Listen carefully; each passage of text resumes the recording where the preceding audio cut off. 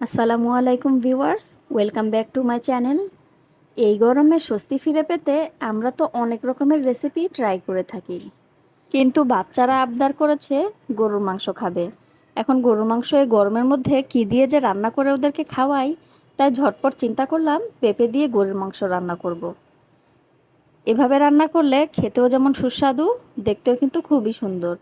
আর এটা হচ্ছে একটি গ্রামীণ পদ্ধতির রান্না। আমরা এখন শহরের মানুষ আধুনিক হওয়াতে গ্রামীণ রান্না খাওয়া ভুলেই গেছি। আমরা বিফ দিয়ে বিভিন্ন রকমের আইটেম করে খাই, কিন্তু পেঁপে দিয়ে গরু মাংস রান্নাটা কিন্তু খারাপ না। এটি যেমন স্বাস্থ্যের পক্ষে ভালো, তেমনি পেটও ঠান্ডা রাখে এবং হজম শক্তিও বাড়ায়। তাহলে চলুন, let's go to my kitchen. গরুর মাংস দিয়ে পেঁপে দিয়ে রান্না করার জন্য প্রথমে আমি একটি হাঁড়ি গরম করে নিয়েছি এবং দিয়ে দিলাম এর মধ্যে 1/4 কাপ পরিমাণ সয়াবিন তেল। আর তার সাথে ভাজতে দিয়েছি 4-5টা তেজপাতা এবং 5-6 টুকরো দারচিনি, এবং তার সাথে দিয়ে দিলাম 1 কাপ কুচি করে রাখা পেঁয়াজ। আমি এখানে এই তেজপাতা আর দারচিনি বাদে সবগুলো গরম মশলাকে একসাথে গুঁড়ো করে নিয়েছি, তাই অন্য মশলাগুলো এখানে অ্যাড করে নিই।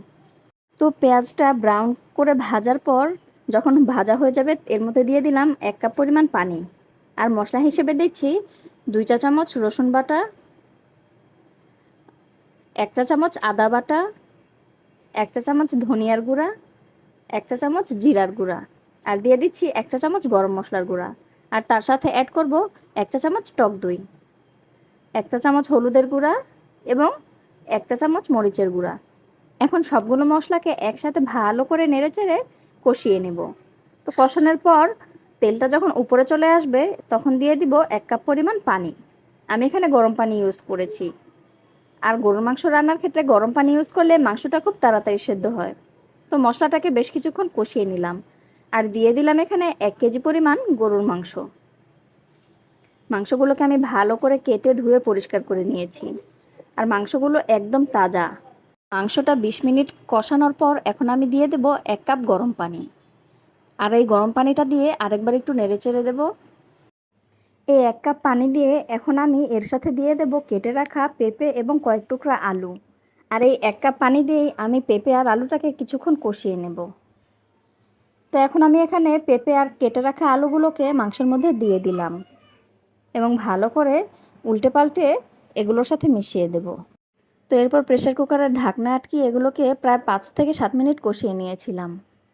তো পানিটা শুকিয়ে এসেছে, এ পর্যায়ে দিয়ে দিলাম লবণ। রান্নার শুরুতে লবণ অ্যাড করতে মিস্টেক হয়ে গিয়েছিল, তাই এখন দিয়ে দিলাম। তো এখন আমি ফাইনাল রান্না করব। তো এজন্য আমি 2 কাপ গরম পানি আবার দিয়ে দিলাম। দিয়ে এখন আমি প্রেসার কুকারের ঢাকনাটাকে লক করে দেব। তো প্রেসার কুকারে এক এক করে 4টা শীষ ওঠা পর্যন্ত অপেক্ষা করেছি। এখন সবগুলো গ্যাস বের হওয়ার জন্য অপেক্ষা করতে থাকবো, কারণ এটি এখন লক অবস্থায় আছে আর সবগুলো গ্যাস বের না হওয়া পর্যন্ত ঢাকনাটাকে খোলা যাবে না। তো আমার এখানে গ্যাসগুলো বের হয়ে গেছে, এখন আমি ঢাকনাটাকে খুলে ফেলবো। তো এ পর্যায়ে প্রেসার কুকারের ঢাকনাটি খুলে ফেলবো। তো আমার তরকারি রান্না হয়ে গেছে। এখন 1 চা চামচ গরম মশলা দিয়ে আর কিছুক্ষণ চুলায় রেখে নেড়েচেড়ে নামিয়ে ফেলবো। হয়ে গেছে আমার পেঁপে দিয়ে গরুর মাংস।